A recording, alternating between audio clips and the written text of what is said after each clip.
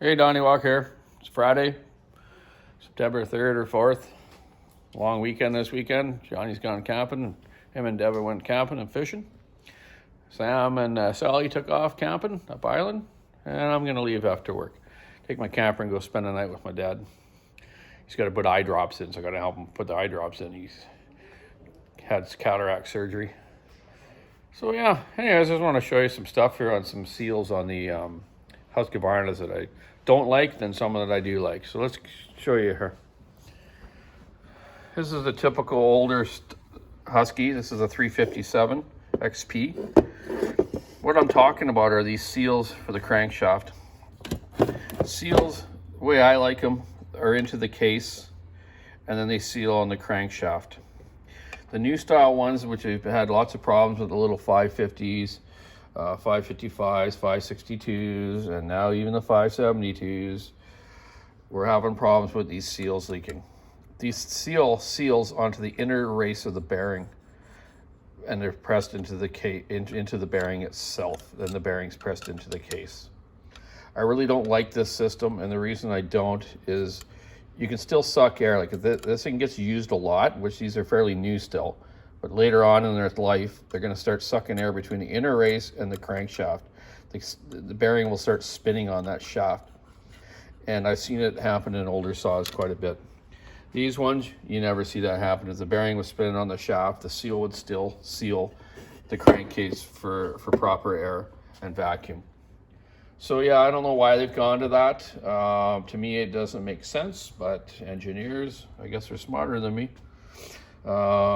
Yeah, I don't like it. So just watch air leaks on the newer Huskies. I even had a brand new 572, which actually it was running really weird, and it was only had little time on it. So I took the flywheel off. I don't know why. I just thought I would look at the seals. And sure enough, this one was laying out between the flywheel and the bearing.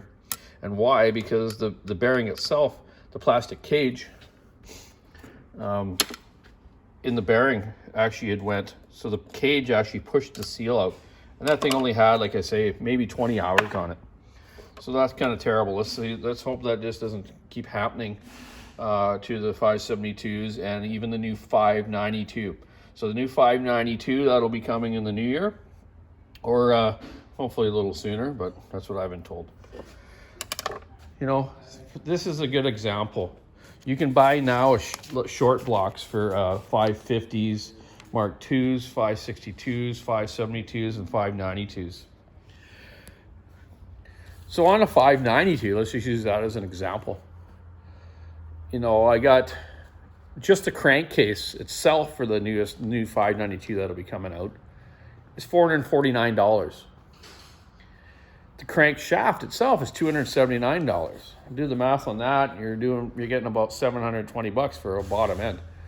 Well, the short blocks from Husky, which comes complete with the crank, with seals, the gasket, all ready to go through your top end on in your fuel tank, is only $549. So it's $200 less. So it's a no-brainer to not even have to change a crankcase on one if it's cracked or been broken from a smash up or a bearing gone and destroyed it somehow. So you're better off to buy a short block for the price of it. Then you got a fresh crank, fresh bearings, fresh seals. They've made it pretty attractive. So they obviously, you know something. I don't know what they're thinking on it.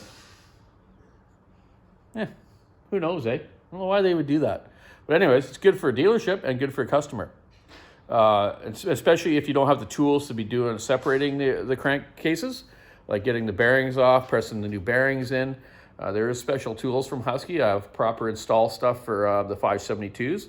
I always order the tools before even the saw is almost here. I ordered a couple tools for the 572 to install the crankshaft bearings in the crankshaft. Before we ordered the saws, but the tools didn't show up till after. It wasn't even in their SKU yet. But I ended up getting them, so I have all that now. I've made up tools years ago, right here with my arbor press. I made lots of different sleeves, adapters for pushing crankcases apart, pushing bearings in, seals, This little arbor press is like from the 60s, I think. My dad brought it from a logging camp years ago. You know, I got tools I made for taking the bearings off crankshafts. These little like V1 here. This tool here, I put it under the case to press the shafts out. That's before I had dealership and with Husky or Still, and you had to make the tools. You just couldn't buy them available, right? So you improvise, you know, to get the stuff to do the job right. So yeah, I just wanted to show you it on these seals. I just don't like the setup. The old system is way better.